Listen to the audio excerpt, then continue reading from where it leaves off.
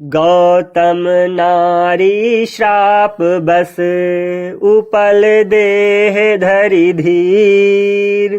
चरण कमल रज चाहती कृपा करहु रघुवीर। सियापति राम जय जय राम, मेरे प्रभु राम जय जय राम। श्री विश्वामित्र जी ने कहा, यह गौतम मुनि की स्त्री अहिल्या है, जो शापवश पत्थर की देह धारण किए बड़े धीरज से आपके चरण कमलों की रज अर्थात धूलि चाहती है। हे रघुवीर, इस पर कृपा कीजिए। पर सत पद पावन शोक न सावन। प्रगट भाई तप पुंज सही। देखत रघुनायक जन सुखदायक। सन्मुख होए करि जोर रही। अति प्रेम अधीरा पुलक शरीरा। मुख नहीं आवै बचन कही। अतिशय बड़े भागी चर नहीं लागी। जुगल नयन जल धार बही। धीरजु मन कीना प्रभु कहूँ चीन्हा। रघुपति कृपा भगति पाई। अति निर्मल बानी अस्तुति ठानी। ज्ञान गम्य जय रघुराई। मैं नारिया पावन प्रभु जग पावन। रावण रिपुजन सुखदाई। राजीव बिलोचन भव भय मोचन। पाहि पाहि सर नहीं आई। मुनि श्राप जो दीना अति भल कीन्हा। परम अनुग्रह मैं माना। देखऊं भरी लोचन हरि भव मोचन।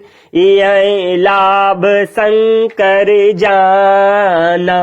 विनती प्रभु मोरी मैं मति भोरी। नाथ न मांगऊं बर आना। पद कमल परागा रस अनुरागा। मम मन मधुप करई पाना। जेहि पद सुर सरिता परम पुनीता। प्रगट भाई शिव शीश धरी।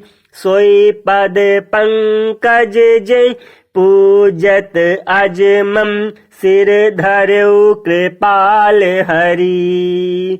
यही भांति सिधारी गौतम नारी। बार बार हरि चरण परी। जो अति मन भावा सो बरु पावा। गए पति लोक आनंद भरी। श्री राम जी के पवित्र और शोक को नाश करने वाले चरणों का स्पर्श पाते ही सचमुच वह तपोमूर्ति अहिल्या प्रकट हो गई। भक्तों को सुख देने वाले श्री रघुनाथ जी को देखकर वह हाथ जोड़कर सामने खड़ी रह गई। अत्यंत प्रेम के कारण वह अधीर हो गई। उसका शरीर पुलकित हो उठा। मुख से वचन कहने में नहीं आते थे। वह अत्यंत बड़भाग्नि अहिल्या प्रभु के चरणों से लिपट गई और उनके दोनों नेत्रों से जल अर्थात प्रेम और आनंद के आंसुओं की धारा बहने लगी। फिर उसने मन में धीरज धरकर प्रभु को पहचाना और श्री रघुनाथ जी की कृपा से भक्ति प्राप्ति की। तब अत्यंत निर्मल वाणी से उसने इस प्रकार स्तुति प्रारंभ की। हे ज्ञान से जानने योग्य श्री रघुनाथ जी, आपकी जय हो। मैं सहज ही हूँ। अपवित्र स्त्री हूँ, और हे प्रभु, आप जगत को पवित्र करने वाले, भक्तों को सुख देने वाले और रावण के शत्रु हैं। हे कमल नयन, हे संसार जन्म मृत्यु के भय से छुड़ाने वाले, मैं आपकी शरण आई हूँ।